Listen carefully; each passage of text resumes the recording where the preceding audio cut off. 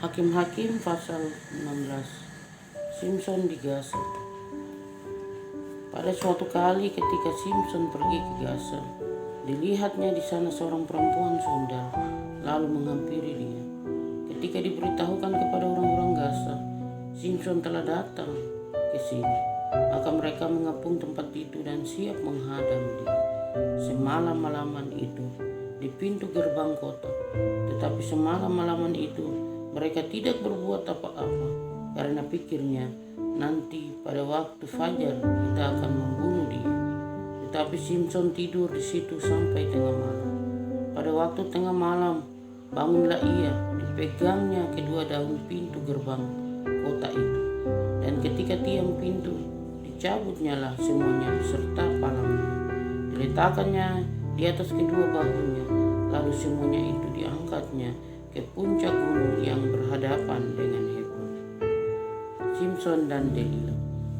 Sesudah itu Simson jatuh cinta kepada seorang perempuan dari lembah Sorek yang namanya Delila. Lalu datanglah raja-raja kota orang Filistin kepada perempuan itu sambil berkata, "Cobalah bujuk dia untuk mengetahui karena apakah kekuatannya demikian besar, dan dengan apakah kami dapat mengalahkan dia dan mengikat dia untuk menundukkannya, maka kami masing-masing akan memberikan 1.100 uang perak kepadanya."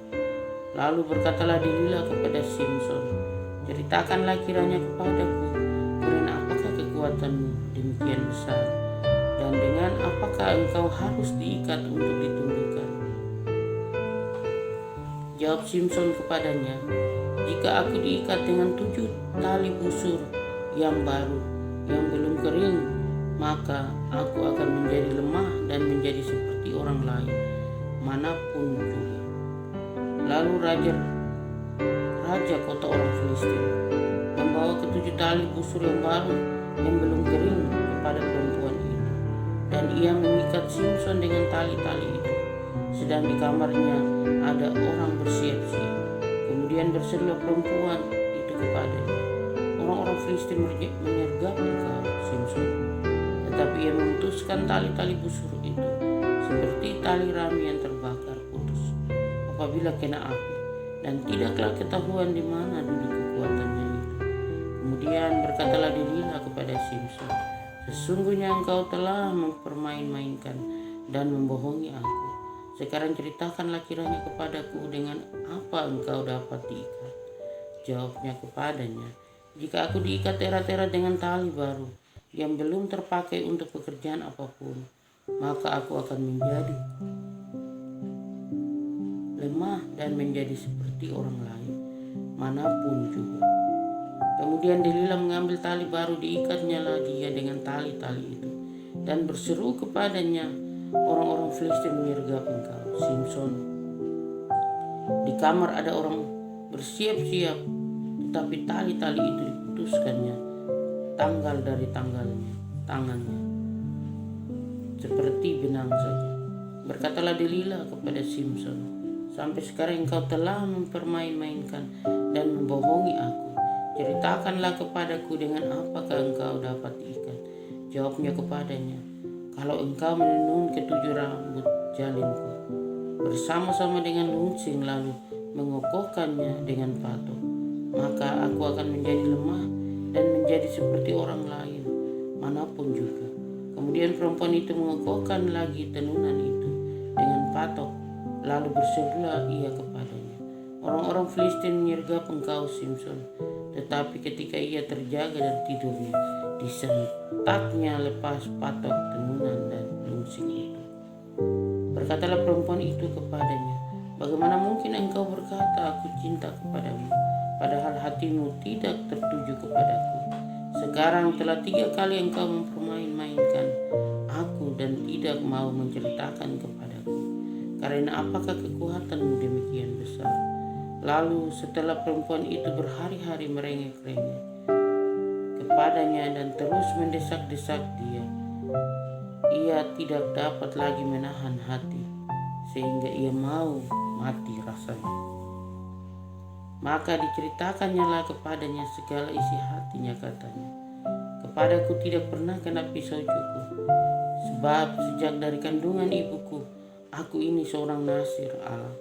Jika kepalaku dicukur, maka kekuatanku akan lenyap daripadaku, dan aku menjadi lemah dan sama seperti orang-orang lain. Ketika dilihat Delila bahwa segala isi hatinya telah diceritakannya kepadanya, disuruhnyalah memanggil raja-raja kota orang Filistin. Katanya, sekali ini lagi datanglah kemari, sebab ia telah menceritakan segala isi hatinya kepadaku. Lalu datanglah raja-raja kota orang Filistin itu kepadanya, sambil membawa uang itu. Sesudah itu dipujuknya Simson tidur di pangkuannya. Lalu dipanggilnya seorang dan disuruhnya mencukur ketujuh rambut jalinya. Sehingga mulailah Simson ditundukkan oleh perempuan itu, sebab kekuatannya telah lenyap daripadanya. Lalu berserulah perempuan itu, orang Filistin menyergap engkau Simson. Maka terjagalah ia dari tidurnya serta katanya, seperti yang sudah-sudah, aku akan bebas dan akan meronta lepas. Tetapi tidaklah diketahuinya bahwa Tuhan telah meninggalkan dia. Orang Filistin itu menangkap dia, mencungkil kedua matanya dan membawanya ke Gaza. Di situ ia dibelenggu dengan 2 rantai tembaga, dan pekerjaannya di penjara ialah menggiling. Tetapi rambutnya mulai tumbuh pula sesudah dicukur.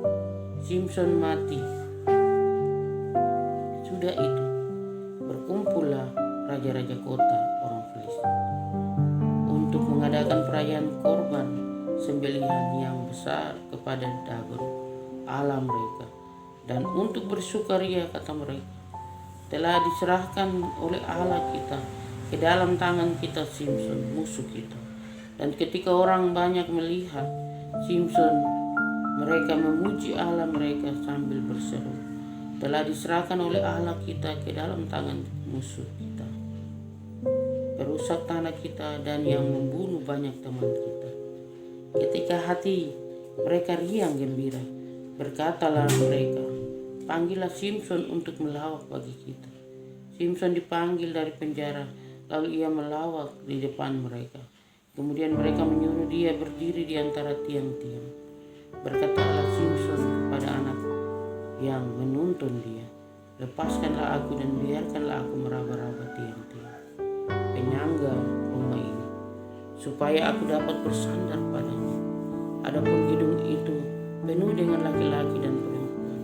Segala raja kota orang Filistin ada di sana, dan di atas soto ada kira-kira 3.000 orang laki-laki dan perempuan yang menonton lawak Simson. Berserulah Simson kepada Tuhan, katanya, ya Tuhan Allah, ingatlah kiranya kepadaku dan buatlah aku kuat. Sekali ini saja ya Allah, supaya dengan satu pembalasan juga kubalaskan kedua mataku itu kepada orang Filistin. Kemudian Simson merangkul kedua tiang yang paling tengah penyangga rumah itu, lalu bertopang kepada tiang yang satu dengan tangan kanan dan kepada tiang yang lain dengan tangan kiri. Berkatalah Simson, biarlah kiranya aku mati bersama-sama orang Filistin ini. Lalu membungkuklah ia sekuat-kuatnya, maka rubuhlah rumah itu menimpa raja-raja kota itu, dan seluruh orang banyak yang ada di dalamnya yang mati dibunuhnya. Pada waktu matinya itu lebih banyak daripada yang dibunuhnya pada waktu hidup. Sesudah itu datanglah ke sana saudara-saudaranya dan seluruh keluarga.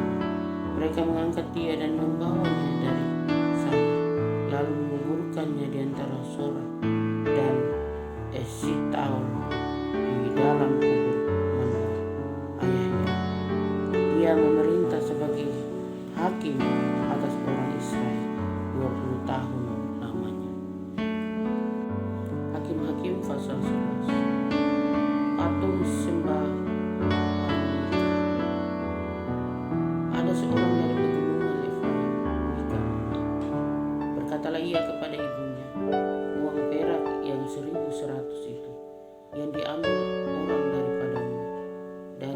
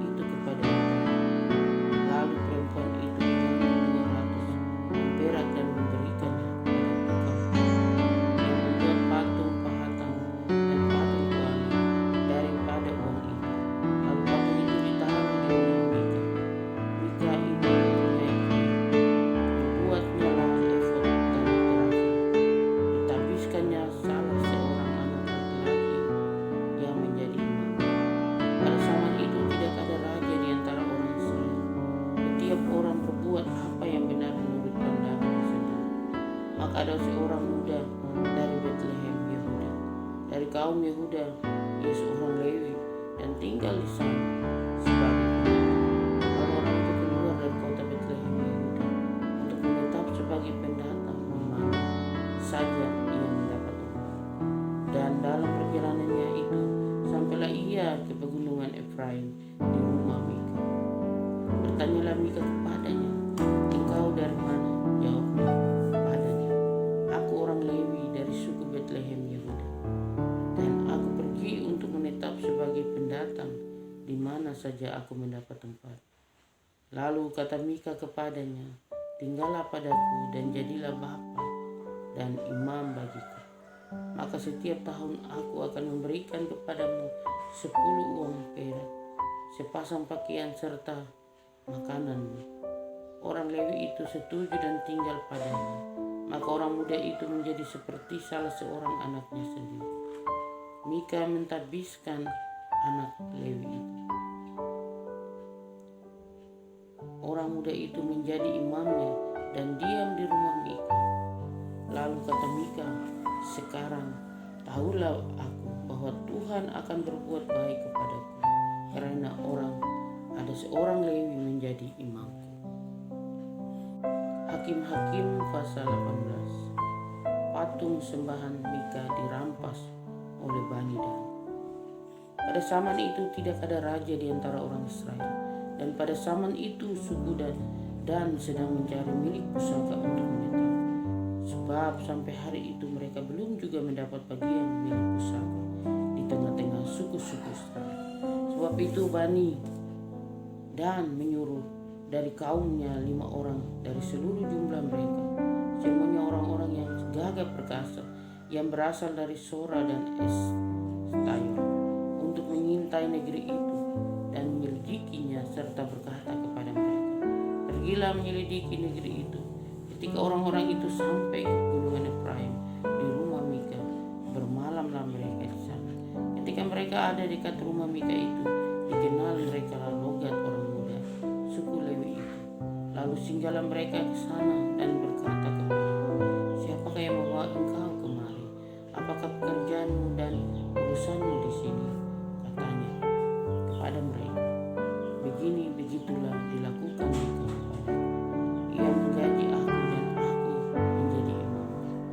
Kata mereka kepadanya, "Tanyakanlah kiranya kepada Allah, supaya kami ketahui apakah perjalanan yang kamu tempuh ini akan berhasil." Kata imam itu kepada mereka, "Pergilah dengan selamat. Perjalanan yang kamu tempuh dipandang baik oleh Tuhan, dipandang baik oleh Tuhan." Sesudah itu pergilah kelima orang itu. Lalu sampailah mereka ke Lais.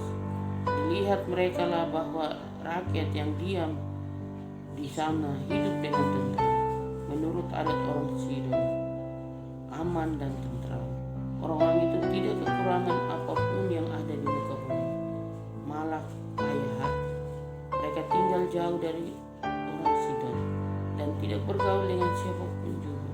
Setelah mereka kembali kepada saudara-saudara sesukunya di Sora dan Estayor, berkatalah saudara-saudara sesukunya kepada mereka, "Apakah yang kamu dapati di sana?" Jawab mereka, "Bersiaplah, marilah kita maju menyerang mereka. Sebab kami telah melihat negeri itu, dan memang sangat baik. Masakah kamu tinggal diam? Janganlah bermalas-malas untuk pergi memasuki dan menduduki negeri itu. Apabila kamu memasukinya, kamu mendapati rakyat yang hidup dengan tentram, dan negeri itu luas ke sebelah kiri dan ke sebelah kanan. Sesungguhnya Allah telah menyerahkannya ke dalam tanganmu. Itulah tempat yang tidak kekurangan apapun yang ada di muka bumi." Lalu berangkatlah dari sana, dari Sora dan Estayor, 600 orang dari kaum suku Dan, diperlengkapi dengan senjata. Mereka maju lalu berkemah di Kiryat Yearim di Yehuda. Itulah sebabnya tempat itu disebut Mahane Dan sampai sekarang. Letaknya di sebelah barat Kiryat Yearim. Dari sana mereka bergerak terus ke gunungan Efraim dan sampai di rumah Mika. Lalu berbicaralah kelima orang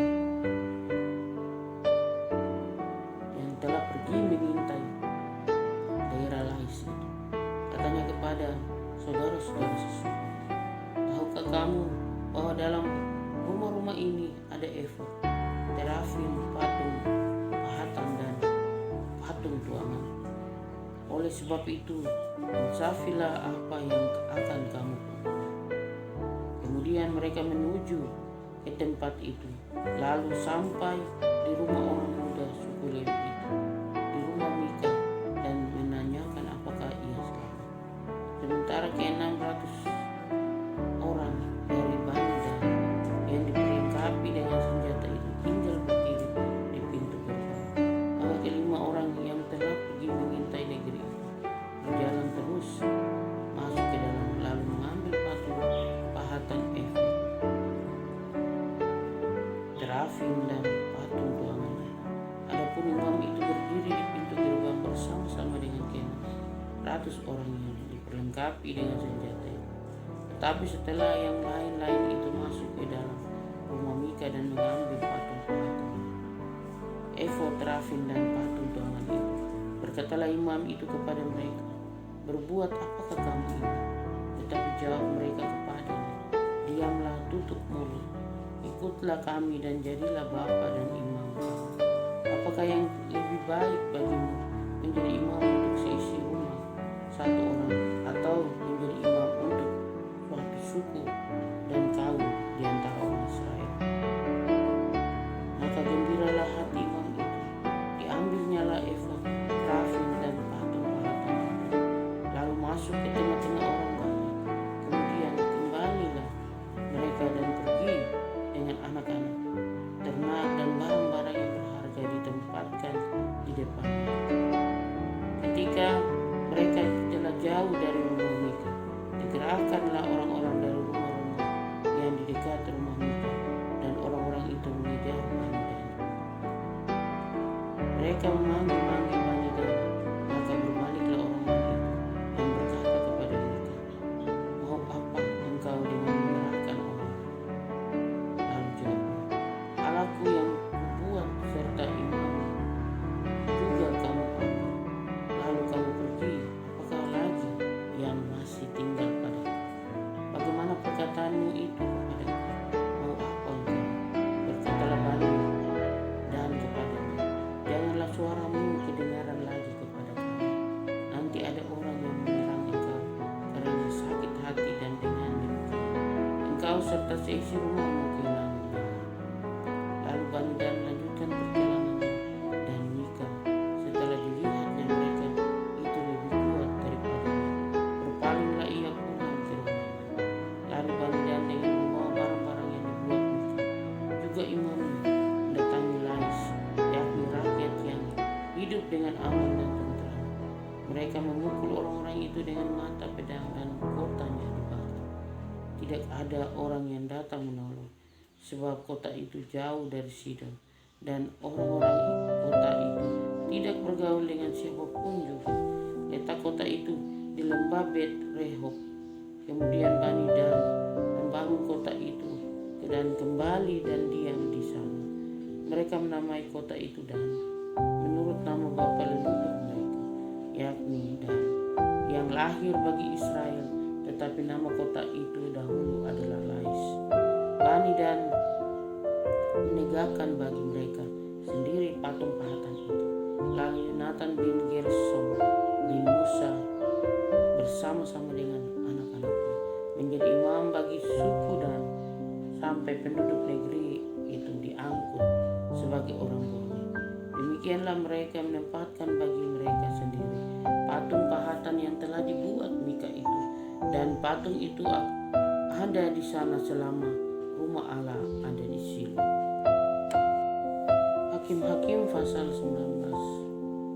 Perbuatan noda di Gibea.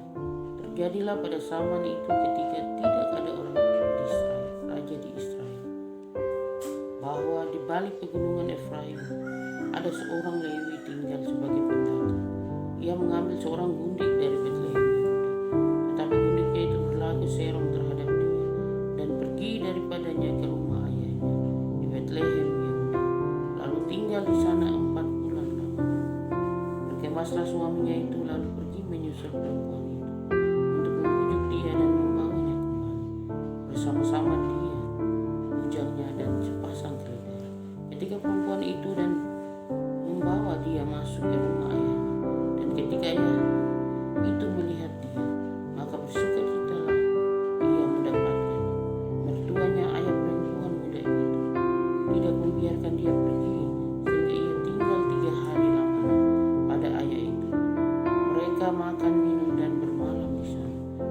pada hari yang keempat, ketika mereka bangun pagi-pagi, dan ketika orang Lewi itu berkemas untuk pergi, berkatalah ayah perempuan muda itu kepada menantu, segarkanlah dirimu dahulu dengan sekerat roti, kemudian bolehlah kamu pergi. Jadi duduklah mereka, lalu makan dan minumlah keduanya bersama-sama. Kata ayah perempuan muda itu kepada laki-laki, baiklah putuskan untuk tinggal bermalam dan biarlah hatimu gembira. Tetapi ketika orang itu bangun untuk pergi juga, mertuanya itu mendesaknya sehingga ia bukan kembali semula. Pada hari yang kelima, ketika ia bangun pagi-pagi untuk pergi, berkatalah ayah perempuan muda itu, mari segarkanlah dirimu dahulu dan tinggallah sebentar sampai matahari surut, lalu makanlah mereka keduanya. Ketika orang itu bangun untuk pergi bersama dengan gundiknya dan bujangnya, berkatalah mertuanya, ayah perempuan muda itu kepadanya, lihatlah matahari telah mulai menjelang petang, baiklah tinggal bermalam, lihat matahari hampir terbit. Tinggallah di sini bermalam dan biarlah hatimu gembira, maka besok kamu bangun pagi-pagi untuk berjalan dan pulang ke rumahmu. Tetapi orang itu tidak mau tinggal bermalam, ia berkemas lalu pergi. Demikian sampailah ia di daerah yang berhadapan dengan Yesus, itulah Yerusalem. Bersama-sama dengan dia ada sepasang keledai yang berpelang dan gundiknya. Ketika mereka dekat dengan Yesus dan ketika matahari telah sangat rendah, berkatalah bujang itu kepada tuannya, marilah kita singgah di kota orang Yebus ini dan bermalam di situ. Tetapi tuannya menjawab, kita tidak akan singgah di kota asing yang bukan kepunyaan orang Israel, tetapi kita akan berjalan terus sampai ke Gibea. Lagi katanya kepada bujang, marilah kita berjalan sampai ke salah satu tempat yang di sana dan bermalam di Gibea atau di Rama. Lalu berjalanlah mereka melanjutkan perjalanan dan matahari terbit. Ketika mereka dekat Gibea, kepunyaan suku Benyamin, sebab itu singgahlah mereka di Gibea, lalu masuk untuk bermalam di situ. Dan setelah sampai, duduklah mereka di tanah lapang kota, tetapi tidak ada seorang pun yang mengajak mereka pergi untuk bermalam. Tetapi datanglah pada malam itu seorang tua yang pulang dari pekerjaannya di ladang. Orang itu berasal dari gunungan Efraim dan tinggal di Gibea sebagai penduduk. Tetapi penduduk tempat itu adalah orang Benyamin. Ketika ia mengangkat mukanya dan melihat orang ini dalam perjalanan itu di tanah lapang kota, berkatalah orang tua itu, ke manakah engkau pergi dan dari manakah engkau datang? Jawabnya kepadanya, kami sedang dalam perjalanan dari Betlehem ke balik pegunungan Efraim. Dari sanalah aku berasal. Aku tadinya pergi ke Betlehem Yehuda dan sekarang sedang berjalan ke Yehuda. Tetapi tidaklah ada seorang yang mengajak aku ke rumahnya, walaupun ada padaku jerami dan makanan untuk keluarga, gula roti dan anggur untuk aku sendiri, untuk hambamu perempuan ini dan untuk bujang yang bersama-sama dengan hambamu ini. Kami tidak kekurangan sesuatu. Lalu berkatalah orang tua itu, jangan khawatir, segala yang engkau perlukan biarlah aku yang menanggung. Tetapi janganlah engkau bermalam di tanah lapang kota ini. Sesudah itu dibawanya dia masuk ke rumahnya, lalu keledai-keledai diberinya makan. Maka mereka pun membasuh kaki, makan dan minum. Tetapi sementara mereka mengembirakan hatinya, datanglah orang-orang kota itu, orang-orang dursila, mengepung rumah itu. Mereka menggedor-gedor pintu sambil berkata kepada orang tua, pemilik rumah itu, bawalah keluar orang yang datang ke rumahmu supaya kami pakai dulu. Lalu keluarlah pemilik rumah itu menemui mereka dan berkata kepada mereka, tidak saudara-saudara, janganlah kiranya berbuat jahat, karena orang ini telah masuk ke rumah. Janganlah kamu berbuat mudah, tetapi ada anakku perempuan yang masih perawan dan juga gundik orang itu. Baiklah kubawa keduanya keluar. perkosalah mereka dan perbuatlah dengan mereka apa yang kamu pandang baik. Tetapi terhadap orang ini janganlah kamu berbuat bodoh." Tetapi orang-orang itu tidak mau mendengarkan perkataannya. Lalu orang Lewi itu menangkap gundiknya dan membawanya kepada mereka keluar. Kemudian mereka bersetubuh dengan perempuan itu, dan semalam-malaman itu mereka mempermainkannya sampai pagi. Barulah pada waktu fajar menyingsing, mereka lepaskan perempuan itu. Menjelang pagi perempuan itu datang kembali, tetapi ia jatuh rebah di depan pintu rumah orang itu. Tetap tempat tuannya bermalam, dan ia tergeletak di sana sampai fajar. Pada waktu tuannya bangun pagi-pagi, dibukanya pintu rumah dan pergi keluar untuk melanjutkan perjalanan. Tetapi tampaklah perempuan itu, gundiknya, tergeletak di depan pintu rumah dengan tangannya pada ambang pintu.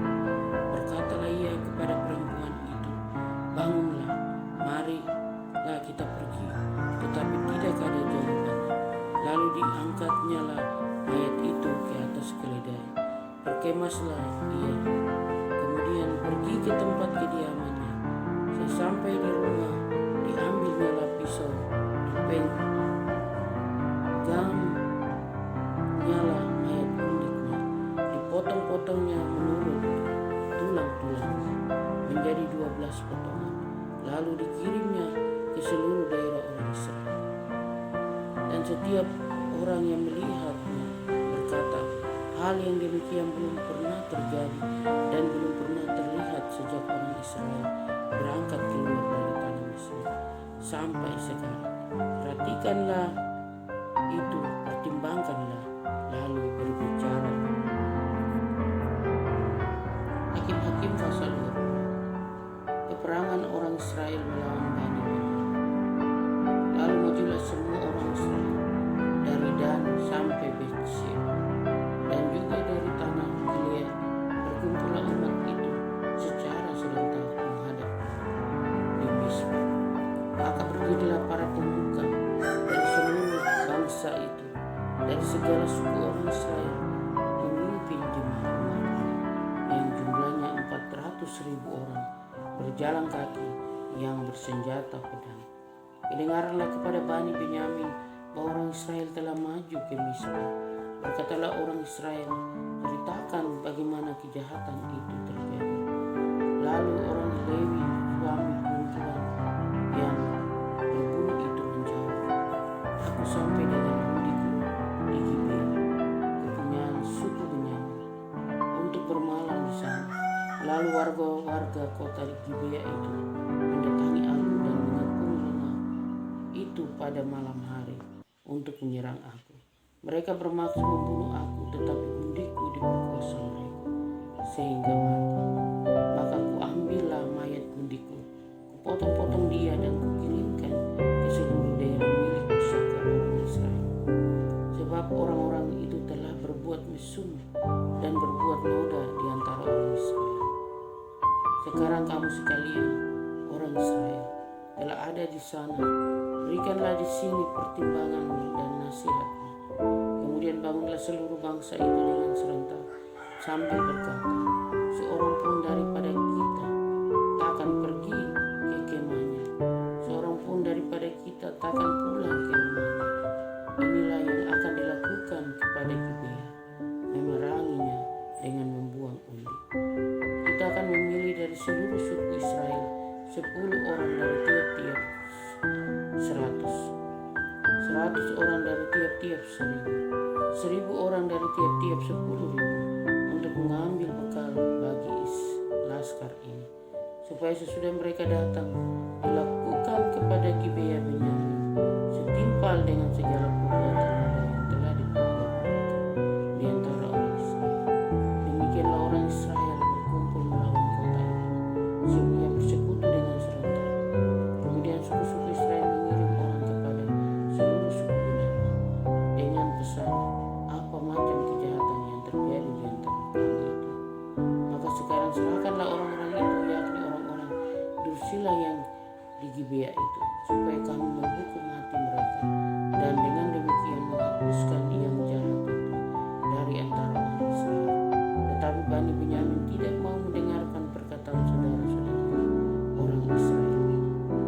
Demikianlah Bani Benyamin dari kota-kota lain berkumpul di Gibea untuk maju berperang melawan orang Israel.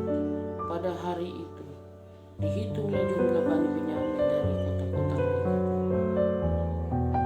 26.000 orang yang bersenjata pedang, belum termasuk penduduk Gibea yang terhitung 700 orang pilihan banyak. Dari segala laskar ini ada 700 orang pilihan yang kidal, dan setiap orang dari mereka dapat mengumpan dengan tidak pernah meleset sampai sehelai rambut. Juga orang-orang Israel dihitung jumlahnya dengan tidak termasuk suku Benyamin, ada 400.000 orang yang bersenjatakan pedang, semuanya itu prajurit. Lalu orang Israel berangkat dan maju ke Betel.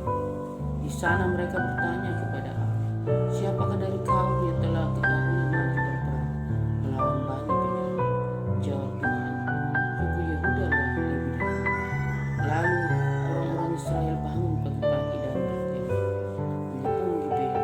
Kemudian majulah orang-orang Israel berperang melawan suku Benyamin. Orang-orang Israel mengatur barisan perangnya melawan mereka dekat Gibea. Juga Bani Benyamin maju menyerang dari Gibea dan menggugurkan ke bumi 22.000 orang dari antara orang Israel pada hari itu. Tetapi laskar orang Israel mengumpulkan segenap kekuatannya, lalu mengatur pula barisan perangnya di tempat mereka mengatur barisan itu.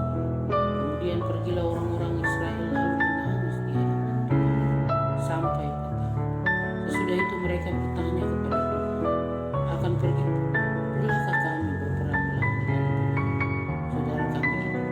Jawab Tuhan, majulah melawan mereka. Tetapi ketika orang-orang Israel pada hari kedua sampai di dekat Bani Benyamin, maka pada hari kedua itu majulah suku Benyamin dari Gibea menyerbu mereka, dan digugurkannya lah pula ke bumi 18.000 orang di antara orang-orang Israel, semuanya orang-orang yang bersenjata pedang. Kemudian pergilah semua orang Israel, yakni seluruh bangsa itu, lalu sampai di Betel. Di sana mereka tinggal menangis di hadapan Tuhan, berpuasa sampai senja pada hari itu, dan mempersembahkan korban bakar dan korban keselamatan di hadapan Tuhan.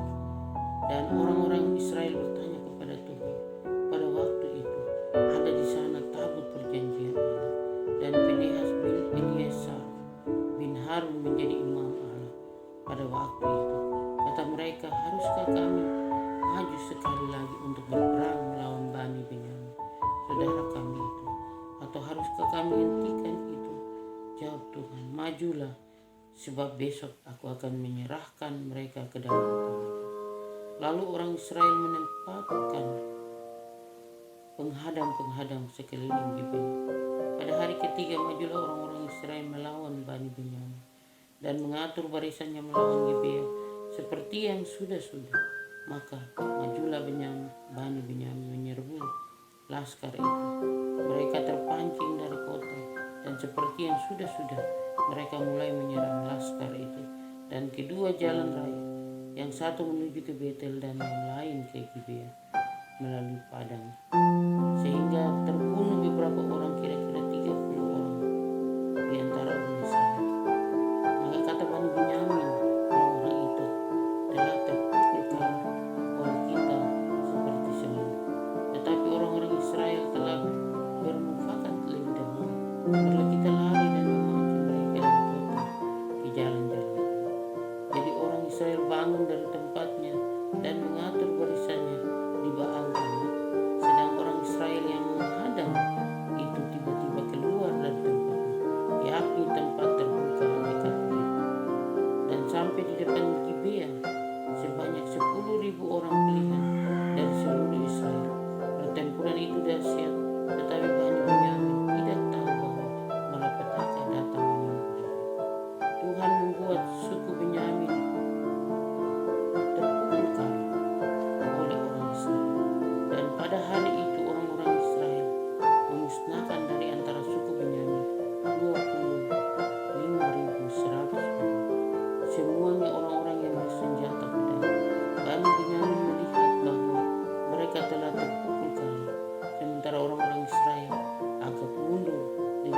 bersyukurnya, sebab mereka mempercayai penghadang-penghadang yang ditempatkan mereka untuk menyerang Gibeon. Maka segeralah penghadang-penghadang datang itu menyerbu Gibeon. Mereka bergerak maju dan memukul seluruh